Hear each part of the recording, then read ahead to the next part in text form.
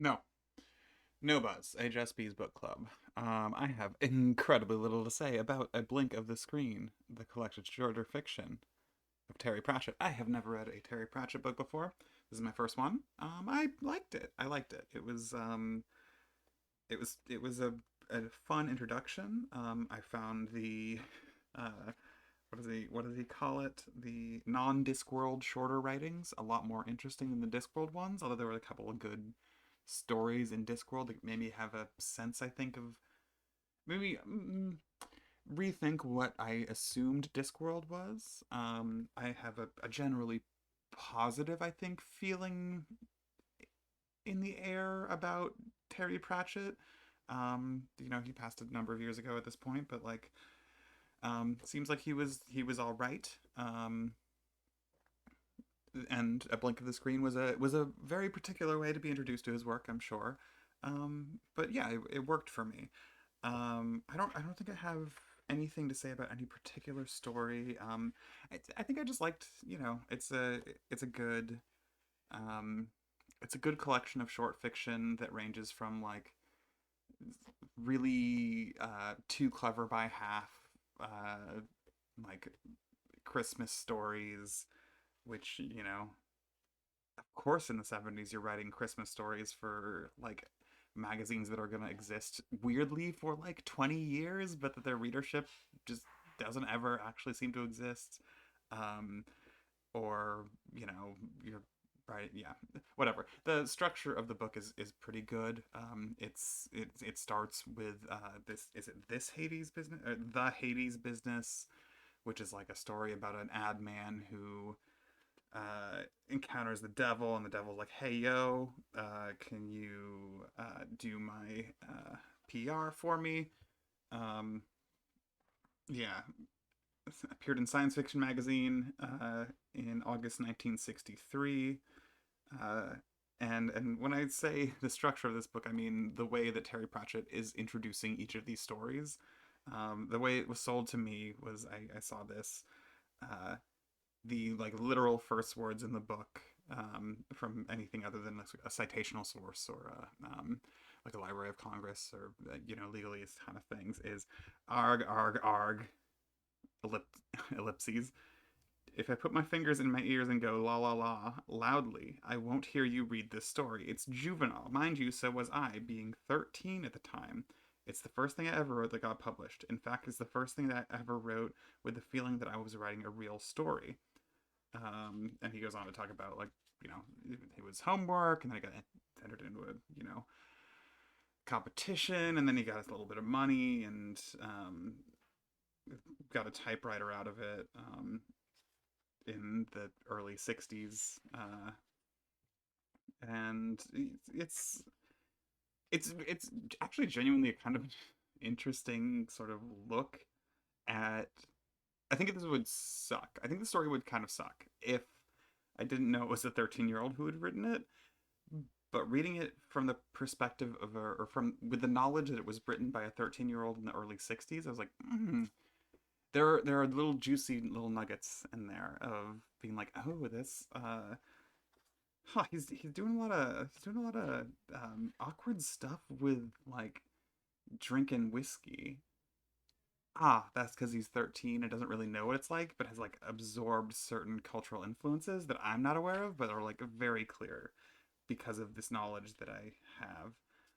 And it's like, it's not a terrible story by any means, but that's really impressive from a 13-year-old. I've written terrible stories in my 30s. Um, yeah, I feel like it's hard to just say, hey, I kind of liked this. It was a fun introduction to an author who people deeply love. There were a lot of little moments I found in it that I can't like pull out of off of my head at this moment that were little delights.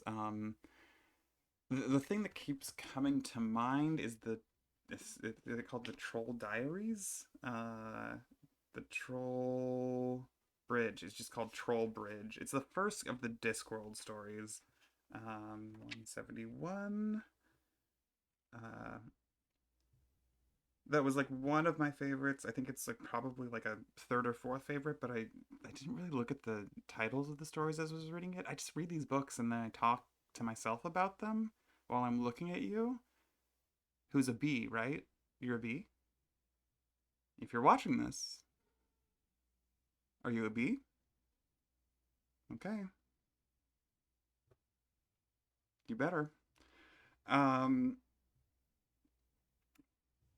right. This is so Trollbridge is written for After the King, um, edited by Martin H. Greenberg for Tor in 1992, which is an anthology in honor of Tolkien. And but apparently it's in Discworld, and this was an interesting thing because I like started reading this and then I stopped for a couple days and then I came back to it and I was like, oh yeah, this is the last of the non Discworld stories. And then I like read through it and then I stopped reading for a couple days and then I went back to it and I was like, oh shit, wait, that was the first of the stories that are Discworld shorter writings. Um, and that made me surprised because it's about this very aged gentleman named Cohen the Barbarian. I'm sure anyone who's watching this doesn't know who that is because you're a bee. But if you were a bee who had happened to have read Discworld, you'd be like, "That's I'm sure this is a thing." This Cohen the Barbarian has a horse who talks. He's very aged at this point, and he's going to go and vanquish a troll in one-on-one combat because that's the thing his dad said that real men do or whatever. This troll ends up being a big fan of his work. It turns out this troll is like another old school troll who just like feels the need to keep the family business of being a troll under the tree, or under the tree, under the bridge. And his whole family is like pissed at him, and he has extended family who have like moved on and modernized and become, proper cogs in the capitalist machine in certain ways, and they like end up having a conversation, and the story ends with Cohen the Barbarian uh, giving this troll the rest of his money and getting back on his horse and repeating a line he said very early on, which is like, "I'm." The implication is like, yes, I'm old and I'm gonna die probably soon, but I think I won't die today because I gave him all my money and I got three names, which is this troll's three brothers-in-law who are like now the capitalist trolls, um, which I thought was like quite good. I thought that was a quite good story. There's a bunch of small interesting things. Here's another small interesting thing. There are like I think two or three poems in here and one song. Um,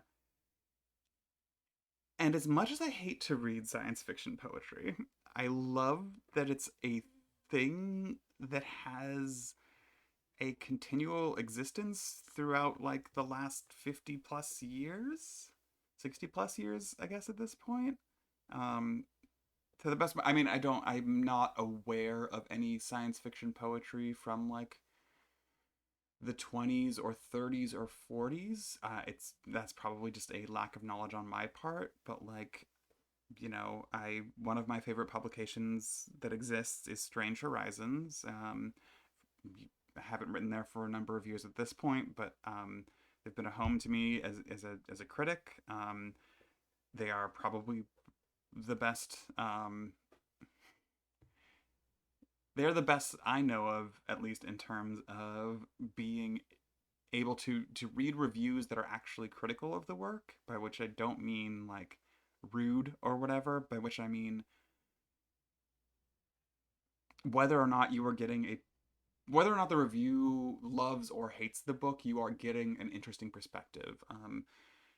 The reviewers on Strange Horizons are incredible. Not every single one, but that's because they actually like try people out and they have a large rotating cast of people, and it's it's if you want critical discourse about science fiction that isn't milled through a bunch of bullshit, Strange Horizons is a place to go. And I love that they also are like committed to publishing science fiction poetry and have been, I think, since their inception in 2000. Um, just great folks over there, as far as I'm concerned. Um, but yeah, it's I don't like reading it. Like I don't like reading science fiction poetry. I think it's um, most of the things I've read are deeply inane. Um, but I think that it's when I'm in a good mood, I think it's because they're working from their own tradition, and just in elaborating on specific things that are a sort of shared tradition and are interesting formally, if not um, specifically in content. And that also is me just being not a very good reader of poetry. Somebody who has tried it, has dabbled, has done a number of years in the uh, being an attendee at a poetry reading lifestyle. Um, there are things that speak to me, and there are things that don't, and there are things that have spoken to me and they no longer speak to me. There are things that I think will speak to me in the future, and maybe one of them is some of Terry Pratchett's science fiction poetry. I don't think that's true. I don't. That one. That all the things that I said before that were true. That one, I don't think so. But who knows? Maybe I'll get really deep into Discworld because I don't know. Cutting myself off from having said a thing that I would regret, even just speaking to myself. But yeah, Blink of the Screen, very enjoyable. Um, Terry Pratchett seems like a pretty good writer. Pretty funny. Got a lot of goofs in here. Way more wide ranging in the fantasy sense than I would have expected, just based on sort of like third hand cultural osmosis about his books. And that's fun to me. Books are fun, I guess. Anyway, I really, really do appreciate it when I say,